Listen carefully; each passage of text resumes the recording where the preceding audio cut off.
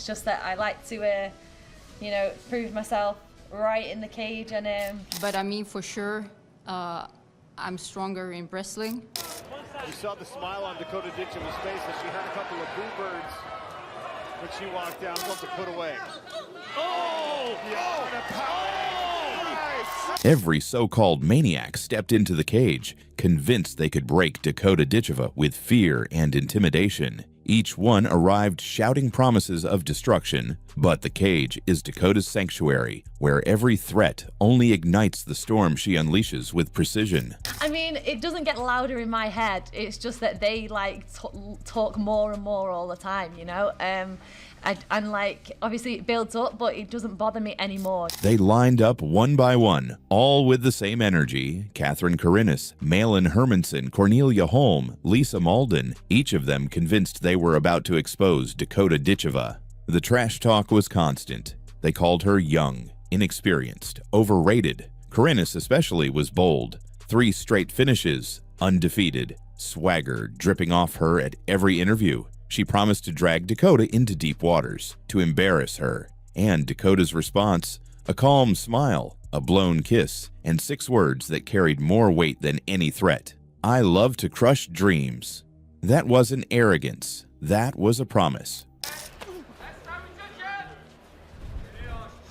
Ditcheva switches stances after that kick attempt.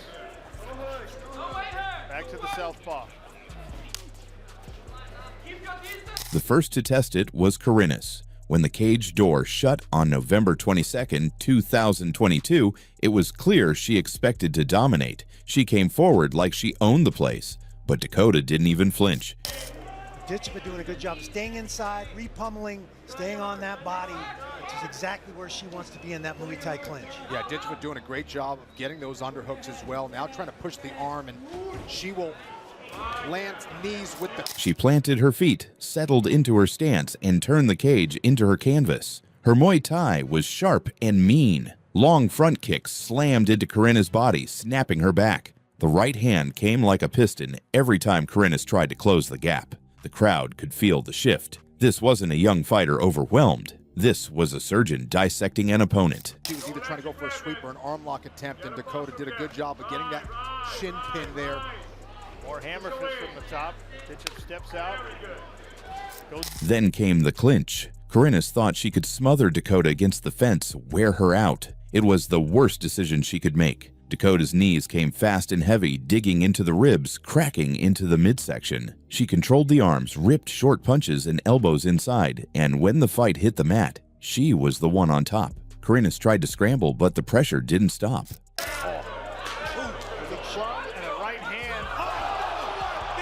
By the final seconds of the round, Dakota had her exactly where she wanted her. A step forward, a perfect right hand, and the American folded like a chair. She dropped to the canvas, and the hammer fists that followed were the exclamation point. That was the message. Talk all you want, but in here, Dakota takes everything. If Karinis was the warning shot, Malin Hermanson was the proof that Dakota wasn't a one-trick fighter. The PFL Europe quarterfinals in Newcastle brought another undefeated name, another mouth ready to talk. Malin mocked Dakota's pre-fight kiss, said she was ready to crush her. For Dakota, that was fuel. Ditcheva very willing to switch stances.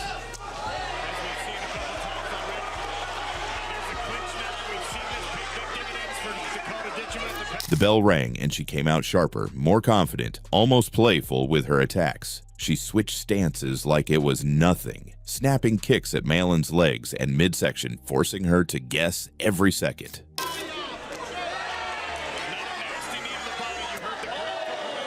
is where you don't want to be against Ditcheva. Her knees are very nasty. Those knees to the head come from nowhere. We saw her finish in this exact position. Beautiful knees to the body in that finish. The timing on her knees is different. She creates just a little bit of space. Malin tried to change things up, looking for the clinch. But again, Dakota's knees told a different story. This wasn't survival mode. This was dominance. Every tie-up ended with Malin absorbing punishment, her posture broken, her breathing heavier. And then, just when everyone thought they had Dakota figured out, the striker became the grappler. She dragged Malin to the mat, climbed to the back like she'd been doing it her whole life, and snug in a rear naked choke. Looking to scream she's got it. The tap came fast. The crowd went wild. It wasn't just a win, it was a statement. Dakota Ditcheva wasn't just here to strike. She could choke you, out-wrestle you, and make you quit. 2 fights, 2 completely different outcomes, same energy. Cold, ruthless, efficient. Karinis left on the floor. Hermanson left gasping. Both of them came in convinced they were going to break her, and both left knowing Dakota Ditcheva was not the easy prey they imagined. These weren't just victories. They were moments where hype met reality, and reality was wearing 4-ounce gloves. Cornelia Holm walked in like the seasoned veteran she was, and she made sure everyone knew it. She kept repeating the same line during interviews. My experience is way bigger. The second and third rounds, that's my world. She said it like it was some ancient scroll of wisdom no one else could read. Home, and it's going to be exhausting for her because it's hard to know when to relax in these moments, right? This is where really good wrestlers like the Lazy King can be efficient. To be fair, Holm was no joke. Tough, technical, and confident. And the face-off before the fight, ice cold. No smiles, no friendliness. Holm's eyes said, I've been here before. Dakota's eyes said, good. I like breaking things that last. She's going to get closed down. When the bell rang, Holm came out doing exactly what she promised. She shot early, trying to drag Dakota into her world, wrestling, grinding, controlling. And for a split second, you could see what she was aiming for. But Dakota wasn't having it. She stuffed the attempts, showed balance like a cat on a ledge, and made Holm pay every single time she closed the distance. Those knees. Oh, those knees. Holm would shoot, and Dakota would greet her with sharp knees to the body like they were RSVP invitations. The sound of those knees, you could almost feel them in your ribs watching at home. Cornelia Holm tries to go right back. Good sprawl, and then immediately back on the attack with that left high kick. Beautiful left hand there by Ditcheva. Oh. What made this fight different was how calm Dakota looked. She didn't just defend, she played with the grips, controlled the wrists, made Holm's attempts look clunky. Every time Holm tried to build something, Dakota ripped it down like a kid kicking over a sandcastle. And then came the moment that changed everything. A right hand so clean, it looked like it was drawn with a ruler. Holm's head snapped back, and the veteran wobbled. Suddenly, those second and third rounds she loved so much looked very far away. Trying to move back into Mel. And I needed to reach together with that. Ground and pound here from Ditcheva. Holm continuing to move. Make Ditcheva address the position first. From there, it was Dakota's playground. She turned the tables, got aggressive, even hit her own takedown just to make a point. The striker, now threatening submissions. Holm had to fight just to survive. Team kicks to the legs, stop fights in the past. Nice right hand. Landed behind the ear. Ditcheva's doing a really good job of feinting with her hip as well. Now she knows that the low kick is really hurting her opponent. And by the time round 3 came, Dakota was in full flow. Sharp combinations, heavy hands, long kicks. A crisp 1-2 landed, and Holm crumbled under the pressure. For someone who preached experience, Holm ended the fight looking like she had just taken the crash course in Dakota Ditcheva 101. After being dropped, good jab again from Dakota Ditcheva. Cornelia Holm, very difficult to put away. Then came Dublin, April 2024, the grand finale. The energy in that arena was insane, and Dakota walked in as the nightmare nobody wanted to face. 3 opponents had tried and failed. And then there was Lisa Malden, the confident American. Malden had swagger. She spoke about having the blueprint to beat Dakota, and she carried herself like this was her moment. Problem was, Dakota had heard it all before. The graphics showed Dakota Ditcheva a minus 4,500 favorite as this fight begins.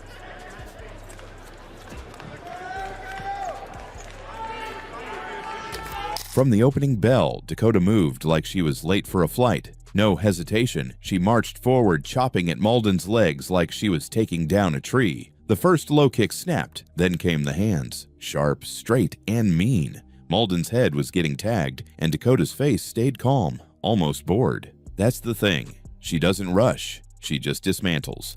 I like what Martin's doing with her legs. She's keeping that space. Racing, framing. Oh, there we go. She's smart. Steps across. But credit to Malden, she had a moment. Out of nowhere, she hit a slick judo head and arm throw that landed Dakota on the mat. The crowd gasped. For a second, it looked like maybe, just maybe, Malden had something. But Dakota popped up so fast, it was like the mat was spring-loaded. Whatever momentum Malden thought, she had vanished in that second. But is a superior athlete to everyone that she has fought so far in her career. I don't think it's as obvious that she is a superior athlete to Lisa Malden. I agree with that. They both were doing a great job of defending in the beginning. She almost had to slip Ditcheva's kick to the face. Yeah. She had to slip it like a jab earlier. And then it turned violent. Dakota closed the distance, clinched up, and started unleashing knees straight up the middle. They landed flush, cutting through Malden's defense. She ripped a right hand to the body that made Malden's posture crumble. And then the ground and pound came.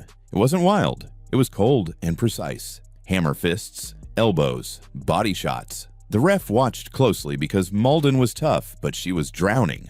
When Dakota's final knee landed, Malden folded, and the referee stepped in before things got ugly. First round TKO, tournament over. Like she was going to be finished, but no quit in this woman. Another knee to the midsection. Left hand coming down from the top. Malden kicking away. Stop. Fight. Ditcheva asked her to stand back up. More body. So what makes Dakota so different? It's not just the power, it's the way she carries herself. She's never rattled by trash talk. Holm claimed experience. Malden claimed the blueprint. Others mocked her kiss before fights. None of it mattered. Dakota stays calm, blows that little kiss, and walks in like she owns the place.